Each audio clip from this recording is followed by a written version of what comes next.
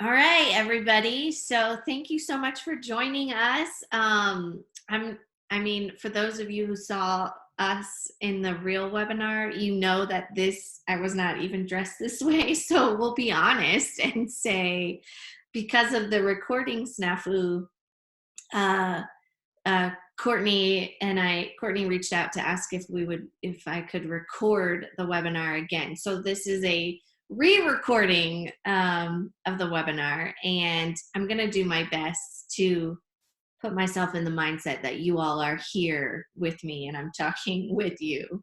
So bear with us, as this might be a little bit different, but I promise that all of the key points and the major things that we were going to talk about, we'll talk about again. So this is Lead Now, Part 3, how to determine your priorities and combat decision-making fatigue, which is decision-making fatigue is a real thing in our everyday lives, especially as leaders. We're constantly making decisions. It's most certainly a real thing, though, when we're in crisis and we feel like there's 1,000 things coming at us at once. So like every other week, let's ask the question, why are we here? We're here because we are in a crisis. And today we're here because we're going to talk about the decisions that we make today. They determine our story for tomorrow. Our decisions are important, small ones and big ones. And many of us react to decisions in different ways. And the biggest thing I think I want everyone to walk away with is this idea of don't be indecisive. Jim Rohn says indecision is the thief of opportunity. Thanks, Courtney. She's controlling for me. You're totally fine, by the way. Indecision is the thief of opportunity. If there's probably one main point that I want you to walk away with today, the biggest thing is not to live in a state of indecisiveness. It will eventually, it's harmful to you, it's harmful to your organization. So I want to encourage you on how to evaluate decisions, how to make decisions, and that's what we're going to talk about today. So what are we going to accomplish today? You're going to understand some of the reasons why we as humans tend to avoid decisions. We're going to talk about, at the end, you will know ways that will help you determine your organization's priorities and what they should be. I'm going to give you some practical, tangible ways to prioritize. You'll also be able to hopefully prioritize your own priorities as a leader, which is incredibly important. Every day you're faced with a list of to-dos. You need to be able to know how to prioritize those. And you'll be able to identify 7 ways you can practice good decision-making and combat that decision-making fatigue. I think oftentimes decision-making fatigue is something we don't even sometimes consciously realize, like the amount of decisions we make in a day ends up exhausting us. But when you think about it, we're making decisions from the time we wake up. The very first decision you make is when your alarm goes off, or maybe it doesn't, your body just wakes up. But regardless, you make that decision of, do I get out of bed or do I stay in bed? So you're literally making decisions all day long, whether you realize it or not. And sometimes, especially I think in crisis, because again, crisis tends to be a catalyst for many things and exaggerate or catapult many things, that when you know you have a lot of bigger decisions coming and you're constantly thinking about them, it ends up being exhausting. So I want you to walk away today equipped with how to make good, wise, sound decisions and not be overwhelmed and exhausted and not feel like you have to run away from it. We can go to the next slide, Courtney. So let's start with talking about this growing problem of indecisiveness. If you can see in the presentation there, it's a skull, like holding his face, thinking about a decision. He basically died thinking about how to make a decision. And essentially, the reason we use this image is because if you think about this image as your organization, if you continue to be indecisive, especially as a leader, it eventually will kill your organization. You have to be able to make decisions, whether or not it is in your natural DNA to be decisive. Not everyone is high on the decisiveness scale of the disc, and some of you are, which is wonderful. But not everyone is, and that's okay. You don't have to be high on the decisiveness scale to be a great leader, but you do have to be able to make decisions. Let's start with this fact that we've talked about before, that change is inevitable, and with change so comes decisions, and therefore decisions are inevitable. These are some of the top reasons, so we can't run from it. These are some of the top reasons we do tend to either be paralyzed by decisions or run from decisions. Number one, too many options. In our day and age, there are thousands of things that come at us every day, thousands of options that we have, and sometimes we can feel paralyzed or overwhelmed by the number of options we have, that we just end up not making a decision. The illusion of perfection. So especially, I think especially now when we are on our screens a lot, we see every bump, scrape, and bruise that we have in our organization, in our lives. And we see the highlights and the best of everyone else when we're looking on social media. So it gives us this illusion of perfection, which makes us fear imperfection. And it makes us try to avoid it. So then we don't make a decision on something just because we don't want to be imperfect, versus embracing the fact that we're going to make mistakes. Number three, this fear of failure. It's a very real thing. And I think especially for leaders, it is incredibly, especially now, very real, this fear of possibly having to close your doors. Or there's so many areas where we can feel like we're failing, therefore we don't like that feeling, so we try to avoid it, and then we have this fear, and therefore then we don't make decisions. Number four, uncertainty. Sometimes we just feel like, I don't know if I can make a decision because I don't have enough information. And then your uncertainty about something makes you indecisive. Number five, lack of practice. I definitely believe that decision making is a skill, something we build up over time. It's like our muscles. We can build our decision making muscles over time. Passivity cannot be an option. Do not be passive. Do not be paralyzed by decision making. I want to encourage you. It's okay. We're going to fail. We're going to embrace this. And it'll be okay. But making a decision is better than not making one at all. Now we're going to talk about how to determine your organization's priorities.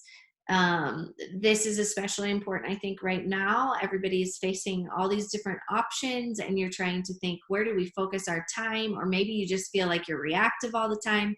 We've talked about that a lot in this series. So helping you identify what your organization's priorities are will hopefully help you focus and help you in decision making, because once you know what your focus is, it helps guide your decisions. There is a model, there is a author and professional named Patrick Lencioni. He wrote the book The Advantage. He also wrote like the 5 dysfunctions of a team. I really love his work. The Advantage is where this idea comes from, and I love this concept, and I use it a lot. I use it a lot with organizations and strategic planning. I want to clarify, though, this is not strategic planning. Strategic planning is looking at the next 3, 4, 5 years at a time. What we're going to look at here is something that is 9 months or less in duration. It impacts your strategic plan goals because hopefully you're determining priorities based on what you've said where you want to be in 3, 4, 5 years. So that's where they go hand in hand. But this is really looking at one singular rallying cry at a time that is embraced and shared by everyone in your organization, and it has a fixed time period, normally shorter than 9 months. Essentially, this is asking the question, answering the question, what is most important for our organization right now? What is that next most important thing right now? Courtney, can you quickly go back to the next slide, and then we'll go back to this one. Sorry, the advantage model. There we go. Yeah. So a thematic goal is your single qualitative rallying cry that's shared by all members of the team for a fixed period of time. And then you're going to have defining objectives, and those objectives are temporary qualitative components of your thematic goal that are also shared by the entire team. And then you have standard operating objectives, and these objectives are ongoing priorities for your organization shared by the entire team. These are things that are important to identify, because once you identify your standard operating objectives, this is basically the things that you have to do, your team has to do every single day to operate. That's like revenue and expenses. Revenue and expenses is an everyday thing. If you're a therapeutic writing center, for example, that's horse care. That's an everyday standard operating objective. You have to do it. What's important here is once you're able to identify your standard operating objectives, then when you're talking about your thematic goal, you have a better idea of understanding the difference between a goal that might be important all the time versus a goal that is important right now, the next most important right thing. So Courtney, if you could go back to that previous slide. I'm sorry. This is the only area we need to jump around. One question, if it's always important, it's not the thematic goal. So that's why it's important to identify the standard operating objectives and the defining objectives with your thematic goal. I'm going to send a template, a worksheet. Courtney's going to send a template, a worksheet with this follow-up email with the recording. It comes from Patrick Lantrioni in the table group. So you'll have a template to work with, and you'll be able to visually see what I'm talking about. But one question you can ask your team as you wrestle with making this decision is, if we do not accomplish fill in the blank, we have failed. So that's one way to look at what is the next most important right thing. I think it's really important to pull in your entire team, wrestle with this question. Conflict is okay. It's good. It can bring you closer together. As long as we're, being respectful in conflict. But this model and the link that you'll have, the template worksheet you'll have, will really help you in determining a single focus for the next 9 months or less.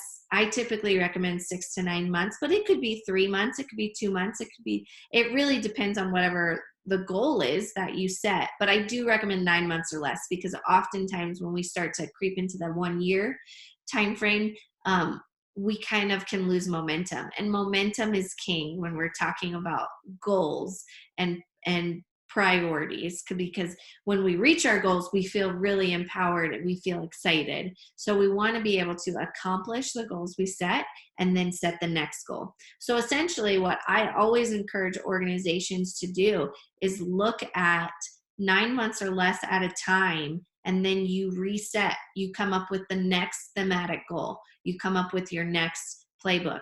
Essentially, this should just be one page. It's a visual one-pager that everyone on your team can see at all times, knowing what the thematic goal is. And then like your second page is pretty much the delegation page, where you say who's going to do what during this time. Okay, Courtney, we can go to a few slides ahead now. Now let's talk about how to determine your own priorities as a leader, which is really important because every day, like we already talked about, we are bombarded with decisions and tasks, and we want to be proactive. This is an area you have control. When we don't have control over the economy and over so many things, you have control over what you, how you prioritize your day and what you accomplish in every day. Um, I like this model. There are lots of models for decision making. I like asking these questions though. 3 R's of personal decision making. Number one, what is required of me? I think it's incredibly important for you to know as a leader at the end of the day, what is your specific responsibilities? What are your specific responsibilities and requirements? Not the requirements of your, well, you need to know the requirements of your team members, but you specifically, at the end of the day, what are the things that only you can do? And I'm going to encourage you to make only the decisions you can make and delegate the rest. Number two, what is the greatest return? So, what areas provide the greatest return on investment for yourself personally and for your organization? Number three, what yields the greatest reward? So, this is mostly like intrinsic. So, what are the things that you really love versus the things that you really hate? I encourage people to ask these 3 questions in this order, because we can't just skip to reward and skip over our responsibilities and what's required of us. So I think it's really important we ask those in that order.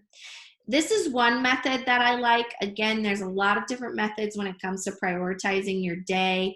I've also talked about the fact that I personally use, and in our company, we use a task management system called Asana.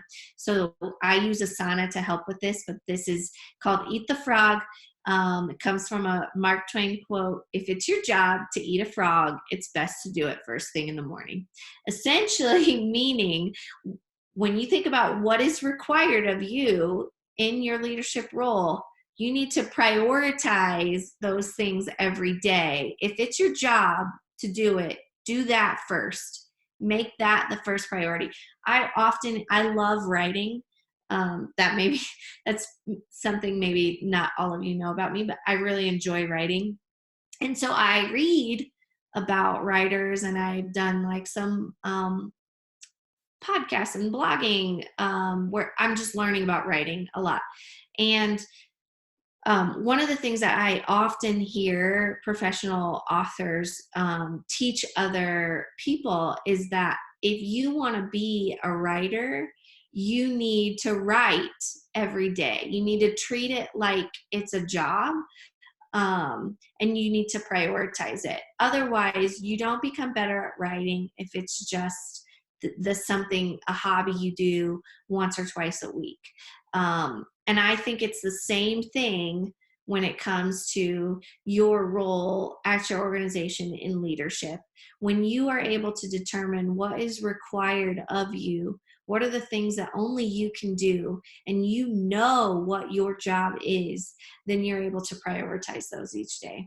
You can make a daily list of your tasks or use like Asana, your task management system, and then prioritize those based on knowing, what is required of you, where's the greatest return, where's the greatest reward. And then Craig Rochelle, especially during times of crisis, recommends to just set 3 daily goals and work on only accomplishing 3 goals. You can end up accomplishing more than 3, but if you accomplish 3 and you only set 3, it's like under promise, over deliver, and that makes us feel really good. Versus over promising and under delivering, we eventually start to feel defeated because we set 10 goals for ourselves in a day. We're taking care of our kids. We're only working an hour or 2 hours at a time and rotating with our spouses, and it's just difficult. So if you set 3 goals during the day and you accomplish more, that's fantastic. But even if you still just accomplish those 3 goals, you feel so much better than if you ended the day and you weren't able to accomplish half of your list because you set 10 goals. 7 ways we're going to talk about 7 ways to help you make decisions now. So we're moving from how to set and determine priorities to actually decision-making skills and tips. Number 1, avoid either or scenarios.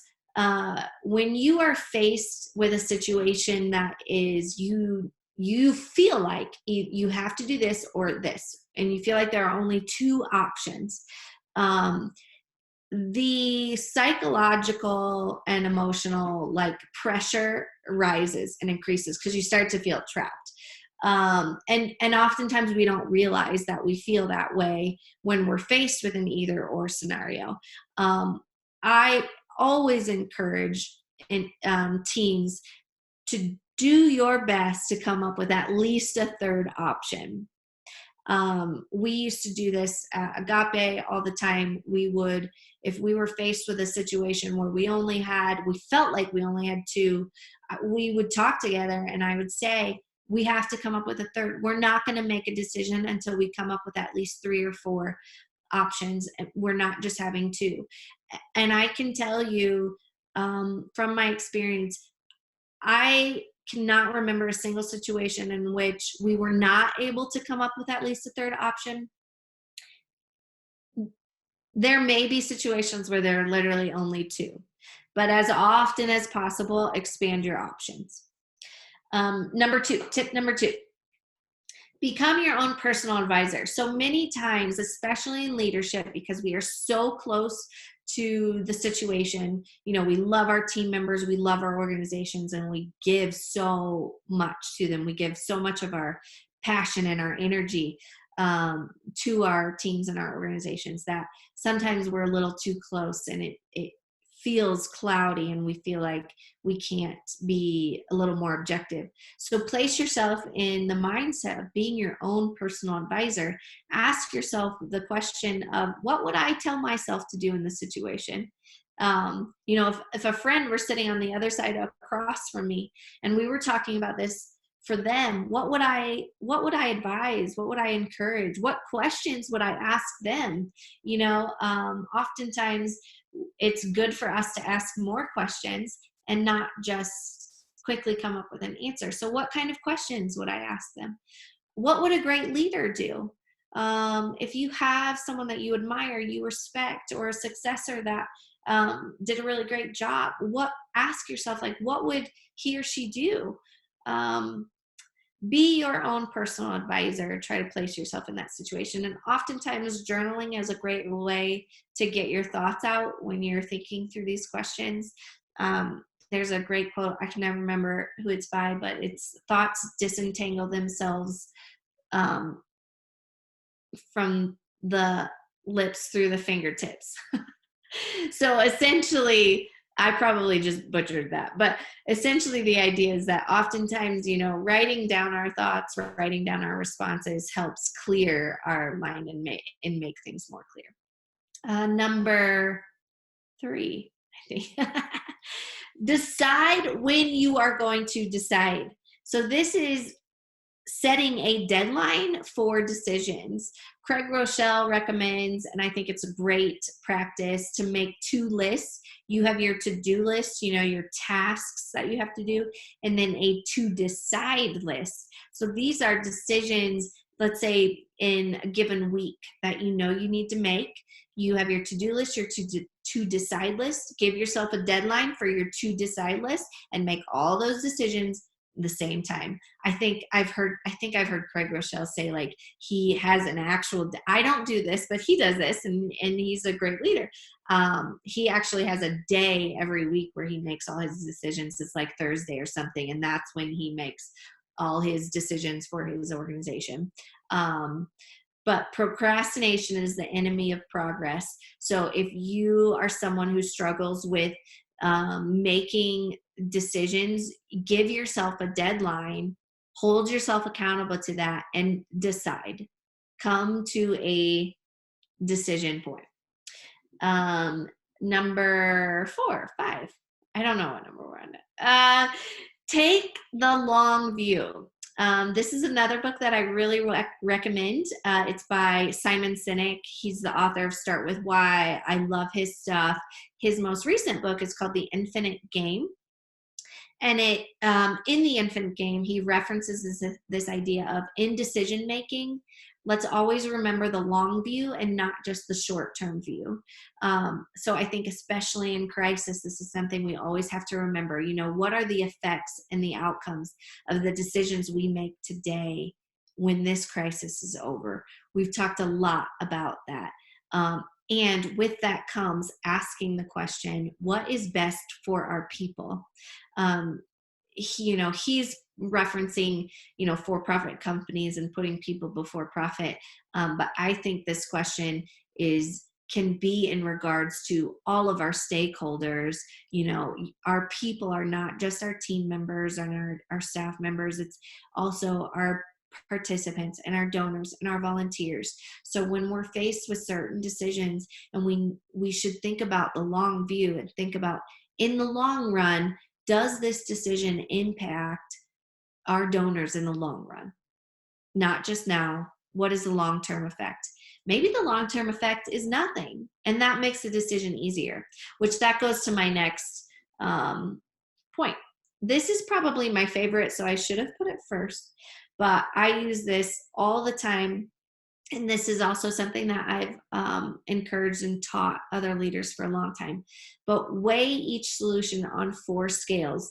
So you have these 4 scales: your cost, your value or your ROI, return on investment, your risk profile timeline, and your impact and your reach.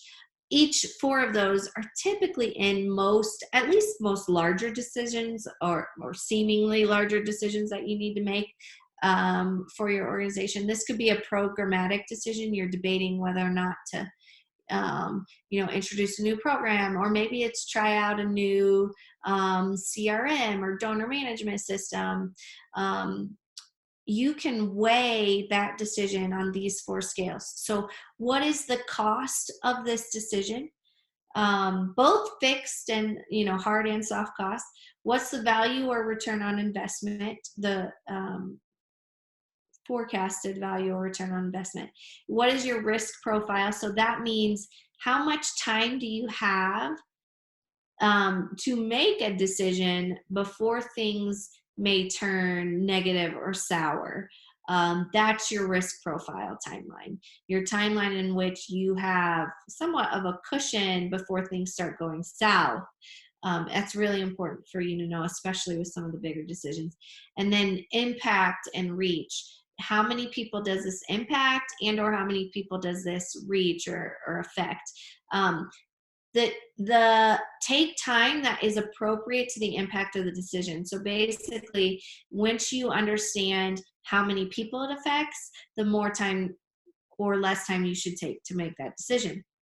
If it's something that is only, let's say it's trying out a task management system, you can try it out. You can do a free trial. You can test it out with just you or a few other team members. It doesn't really impact or reach your external stakeholders at the time, and your risk profile is somewhat low because you have a fairly large amount of time to implement a task management system without something going south.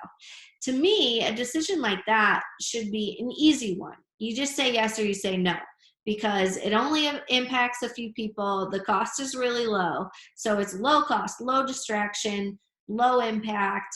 But eventually it could have a great impact on your team if it's something that works out really well. So that decision could be easier than a decision such as introducing a new program to your organization where it's going to impact more people. It's going to have a greater cost.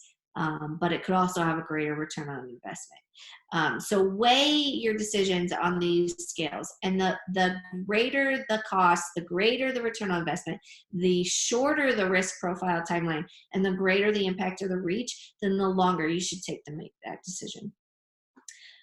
Fire bullets, then cannonballs. This kind of segues from the previous one, and this idea comes from another great book, Jim Collins' Great by Choice. a really fantastic book. He talks about how the greatest companies know when and what to change. It is intentional, calculated, and tested. It's not reactive. It's not full of emotion. Um, and it's also practiced. So basically, you're practicing failing and you're failing forward. You're learning from your mistakes. I used to call the barn at Agape, this was our barn laboratory.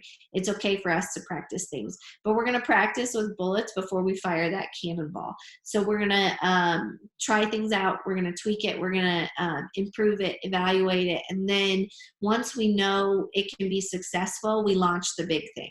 So fire bullets, practice decision making, practice failing, and you start with the smaller things. So the smaller things that have low cost, low distraction, start with those, and that'll help you develop your decision making muscles. Last, but I think is probably one of the biggest areas and the most helpful, would be delegate. I referenced this earlier, so I'm going to take a little bit more time on delegation. But you can avoid decision-making fatigue by delegating as many decisions as you can to your team. And when you delegate to your team, it not only helps you because you don't have to make as many decisions, but it empowers your entire organization and your entire team to lead. It is empowering when you are delegated something. And the other thing we do is we train up and we lead up problem solvers, not problem makers.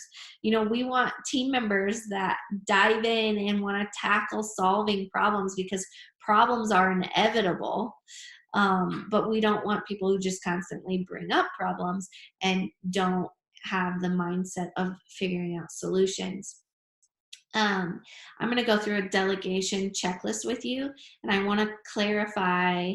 That's on the next slide, Courtney. I want to clarify to you that I am not talking about delegating to, let's say you have just brought someone on, maybe not this time, but you've just brought someone on, they've been there a few weeks, and suddenly you hand over like this entire project to them. They're brand new, they're just learning the organization, and you're just really learning more about them and their competence. And trust is being built, trust is developing. I am not talking about delegating big things and big decisions without a trust and a competence. There has to be trust and competence, and those things come over time as a team member proves themselves.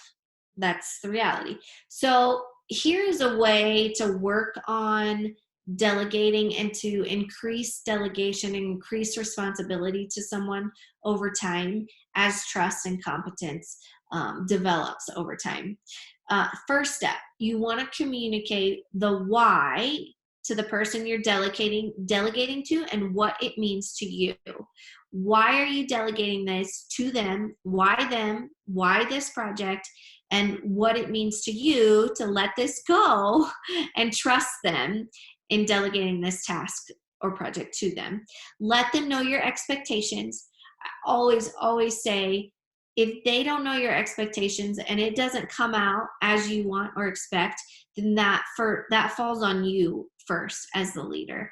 I cannot tell you how many times I have apologized throughout the years because something is not what I wanted or expected, but it's my fault because I did not communicate clearly from the beginning what I did expect.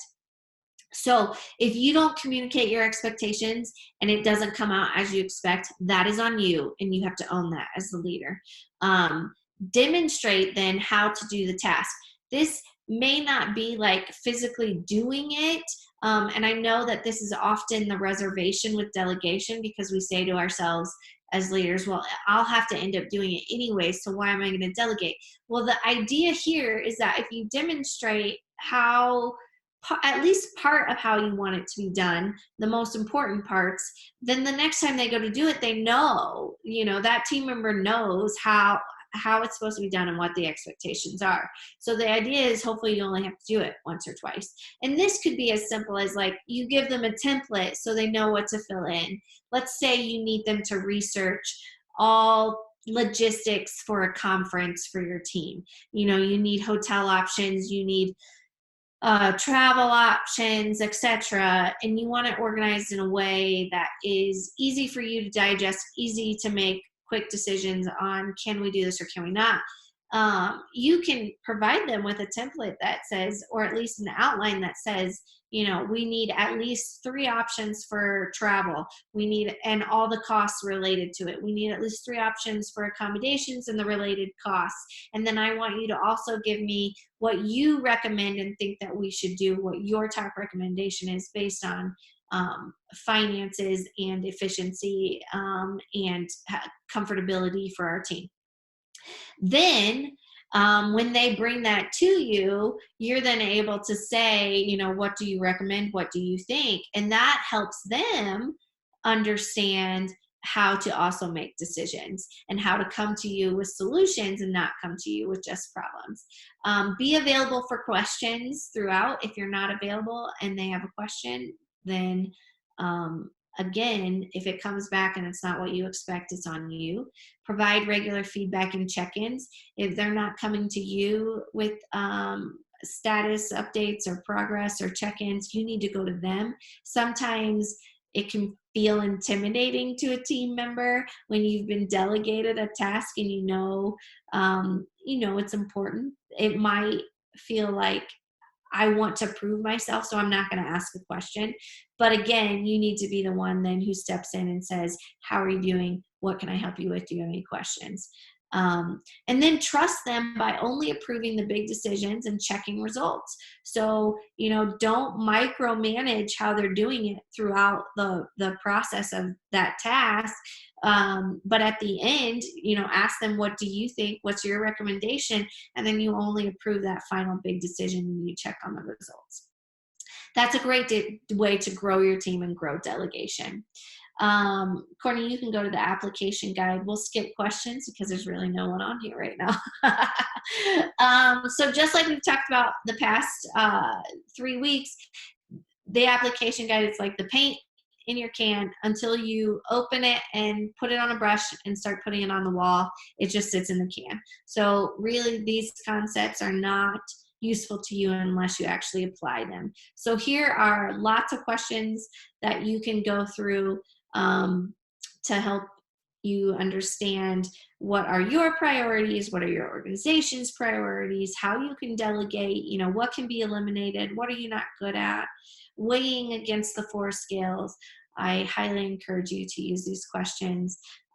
In our follow-up email, we're going to include the 3 books that I recommended and referenced during this webinar, as well as a link to the playbook model from The Advantage with Patrick Lencioni. I cannot tell you how grateful I am for your time, not just this week, but for the past 3 weeks.